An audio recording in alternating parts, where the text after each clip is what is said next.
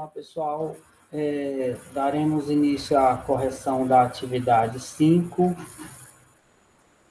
a penúltima atividade antes da revisão. E eu estou trabalhando somente as noções básicas da dilatação, certo? Porque nós sabemos que existe dois tipos de dilatação, a sólida e a líquida, certo? Então, vamos para a nossa primeira questão.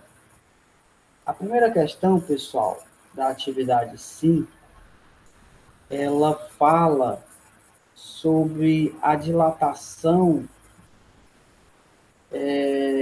dos dentes, certo? Vamos lá, ó. No estudo dos materiais utilizados para a restauração dos dentes, os cientistas pesquisaram, entre outras características, o coeficiente de dilatação térmica. Se utilizarmos um material de coeficiente de dilatação térmica inadequado, podemos provocar sérias lesões ao dente, como uma trinca ou sua quebra. Nesse caso, para que a restauração seja considerado ideal, o coeficiente de dilatação volumétrica do material de restauração deverá ser. É o seguinte, como nós vimos na aula, a dilatação ela depende de três características principais. Depende do material que você está trabalhando, certo? Que é o alfa. Depende do tamanho do material. Se esse material ele tem uma dimensão menor ou maior. E também da temperatura no qual o material está inserido. Então, no caso do dente, para que não cause desconforto ao paciente,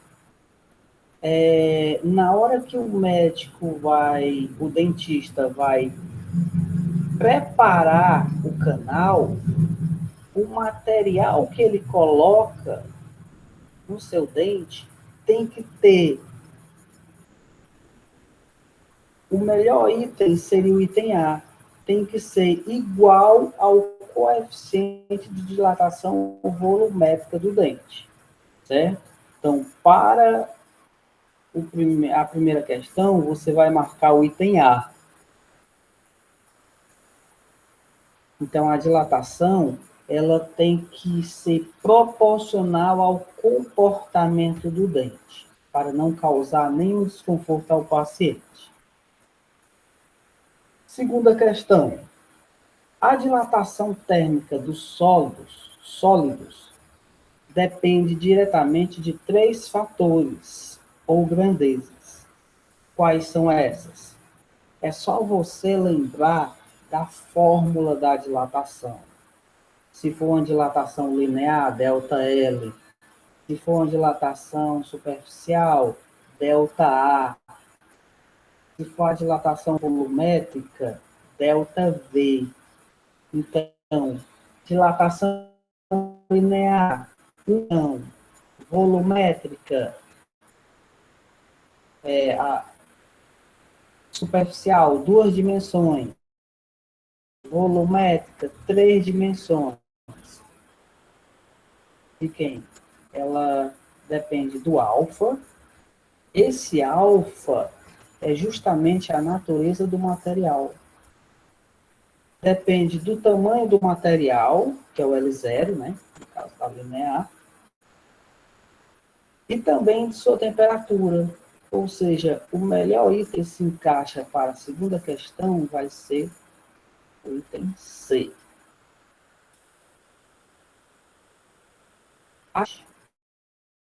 O vidro Pirex apresenta mais resistência ao choque térmico que o vidro comum. Pessoal, quanto menor o coeficiente de dilatação, mais difícil vai ser do material quebrar. Então, a terceira, você vai marcar o item B. Porque o vidro Pirex tem uma resistência maior devido ao coeficiente de dilatação dele ser menor, certo? Então, ele tem a resistência é maior.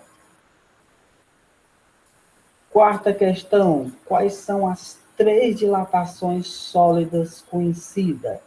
Se for uma dimensão é linear, 2 dimensões superficial, 3 dimensões volumétrica ou cúbica, conhecido também. Então, seria o item E, para a quarta questão. E o último exercício, ele diz o seguinte: o fato das barras de ferro contidas em uma viga de concreto não provocar rachaduras no concreto pode ser explicado pela semelhança que existe entre os valores do coeficiente de dilatação. Então, na construção civil, tudo é calculado e organizado pelos engenheiros, certo? O material ele vai ter que se comportar de tal maneira que ele aumenta ou diminua seu tamanho sem provocar danos na construção. Aí você vai lá e marca o item B. Ok, pessoal? Leia os slides e em relação ao conteúdo de dilatação, vai cair o básico, certo? Ok? E até a próxima aula, gente.